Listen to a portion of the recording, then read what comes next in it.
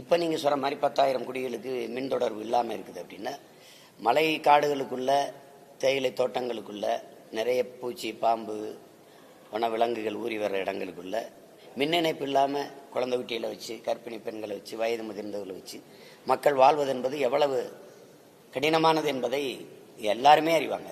ஆனால் ஆட்சியாளர்கள் அறிகிறாங்களாங்கிறது தான் பிரச்சனை. இது எனக்கு நீங்கள் கேட்கக்கூடாது. இங்கே நின்று வென்று போன எங்கள் அண்ணன் பாராளுமன்ற உறுப்பினர்கிட்ட கேட்கணும், இந்த தொகுதி சட்டமன்ற உறுப்பினர்கிட்ட கேட்கணும். அவங்க தான் இதுக்கு சொல்லணும். அது தேர்தல் தானே, இன்னும் 6 மாதம் பொறுங்க, அடுத்த தேர்தல் வரும், இதை சொல்லுவாங்க. எது சிரிக்கிறாய் தம்பி? இல்லை 6 மாதத்துக்கு எல்லாம் தரப்படும் சொன்னாங்க. இப்போ 4.5 வருஷம் 3.5 வருஷம் ஆயிருக்கு. இன்னும் ஒரு 6 மாதம் தானே தேர்தல் வந்துடும். மறுபடியும் அதே உறுதிமொழியை நீங்கள் கேட்கலாம், அதே வாக்குறுதியை கேட்கலாம்.